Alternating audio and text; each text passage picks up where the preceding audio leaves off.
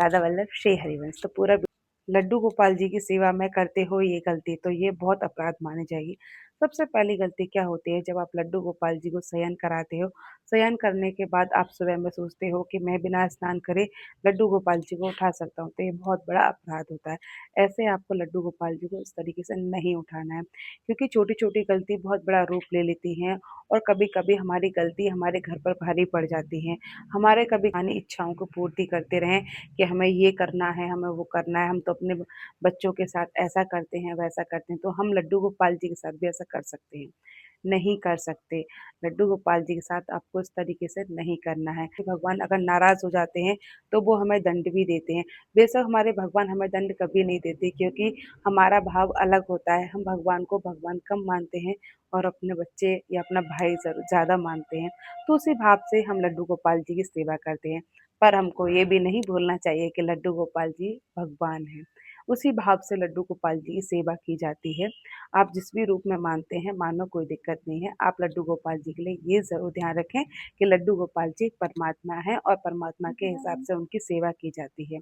यहाँ पर दूसरी गलती आप क्या करते हो, जब भी आप लड्डू गोपाल जी को आप सोच दूसरी दूसरी गलती आप कहाँ करते हो कि लड्डू गोपाल जी को जगह-जगह लेकर के घूमते हो।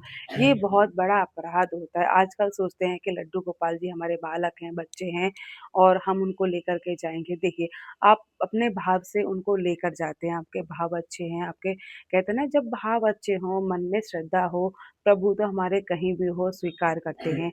अगर आप लड्डू गोपाल जी को बाहर लेकर के जाते हो, तो वहाँ गंदी-संदी जगह में कभी-कभी बिठा देते हैं। मैंने बहुत सारे लोगों को देखा है, जब मैं अक्सर वृंदावन जाती हूँ, तो वहाँ एक हाथ में लड्डू गोपाल जी होंगे, दूसरे हाथ से अपने पानी पूरी खा रहे होंगे, कभी कुछ खा रहे होंगे और ऐसा तो अपराध माना जाता है। इस तरीके से नहीं करना चाहिए, झूठे हाथों से प्रभु को नहीं उठाया जाता।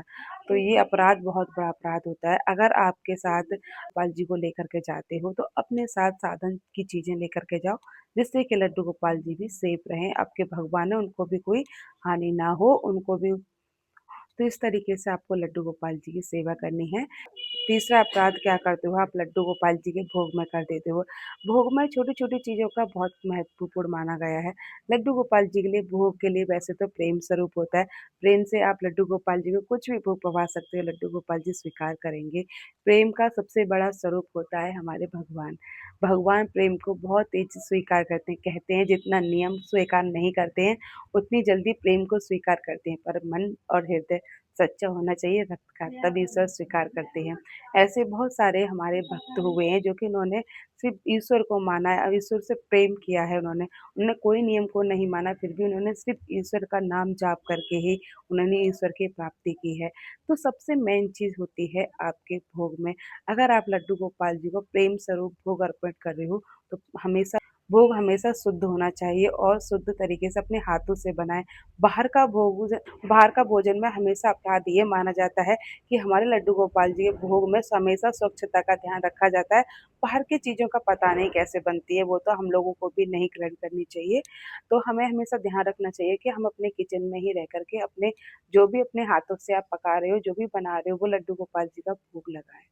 चौथी गलती आप क्या करते हो, लड्डू गोपाल जी का जब आप भोग लगाते हो, तो भोग लगाने के बाद काफ़ी टाइम तक रखा रहता है, जिससे कि वो जो भोग होता है, जो कई सारे जीव उसको झूठा कर देते हैं, वो आप फिर क्या करते हो, उस भोग को आप डस्टबिन में डाल देते हो या फिर कहीं बाहर रख देते हो, तो ये बहुत बड़ा अपराध माना जाता है।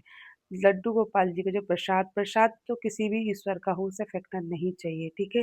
तो यहाँ पर ये बहुत बड़ा अपराध मानता है, कहते हैं भगवान भी रुष्ट हो जाते हैं और रुष्ट होने के कारण वो आपके घर में हमेशा दरिद्रता और कलेश बनी रहती है। तो इस चीज़ का आपको ध्यान रखना है कि लड्डू गोपाल जी की जब भी आप सेवा करते हो, तो सच्चे मन से और हृदय से आपको लड्डू गोपाल जी की सेवा करनी चाहिए और हर नियम का पालन करना चाहिए। अगर नियम का पालन नहीं कर पा रहे हो, तो आपको कुछ चीज़ों का ध्यान रखना बहुत ज़रूरी है। चलिए, मैं ये भी आपको बताऊँ कि किस-किस चीज़ का आपको ध्यान, जितना नियम कर पाओ उतना नियम ठीक है, जितना नियम कर सको उतना आपको करना चाहिए। आप सोचते हैं कि हम ये नियम भी कर लेंगे, वो नियम भी कर लेंगे, ये नियम कर लेंगे, वो नियम कर आप ज़्यादा से ज़्यादा नियम कर सकते हैं, पर आपसे कुछ नहीं हो पा रहा है, तो कोई बात नहीं, आप मानसिक सेवा से भी नियम कर सकते हैं। मानसिक सेवा सबसे बड़ी सेवा मानी जाती है, जो भी लोग मानसिक सेवा करते हैं, लड्डू गोपाल जी की सेवा करते हैं, मान लीजिए आपने सुबह में सेवा कर दी है और आप शाम को सेवा करें, दोपहर के टाइम में सेवा नहीं कर पा रहे या कोई भी काम में आप बिज़ी हो, अगर आप सेवा नहीं कर पा रहे हैं, तो मानसिक सेवा कर सकते हैं।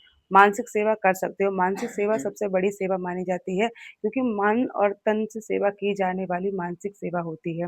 देखिए, यहाँ पर प्रभु तक हमारा दिल हृदय जुड़ा होता है। जितना आप हाथ से सेवा करते हो, वो इतना मान्य नहीं होता, क्योंकि जब आप हाथ से काम करते हो, पर हृदय आपका कहीं और होता है। जब हम मानसिक सेवा करते हैं, तो वो सीधे प्रभु से जाके मिलती है। तो हमेशा ध्यान रखें, अगर बीच में अगर आप काम में बिज़ी हो, अगर सेवा नहीं कर पा रहे हो, तो आप मानसिक सेवा करके अपने लड्डू गोपाल जी की सेवा कर सकते हो। और वीडियो अच्छी लगे तो प्लीज़ लाइक, शेयर, कमेंट ज़रूर कर देना। मेरे चैनल को सब्सक्राइब ज़रूर कर लेना, जिससे कोई भी वीडियो अपलोड करूँ तो आपके पास नोटिफ़िकेशन पहुँच जाए। और लोगों को ये वीडियो ज़रूर शेयर कर देना, जो लोग अपराध करते हैं लड्डू गोपाल जी की सेवा में। राधा वल्लभ श्री हरिवंश। सेकंड पार्ट में मैं आपको बताऊँगी लड्डू गोपाल जी के शयन के बारे में। तो ध्यान रखिए लड्डू गोपाल जी का शयन कैसा होना चाहिए। चलिए, दूसरे पार्ट में मैं आपको ज़रूर बताऊँगी।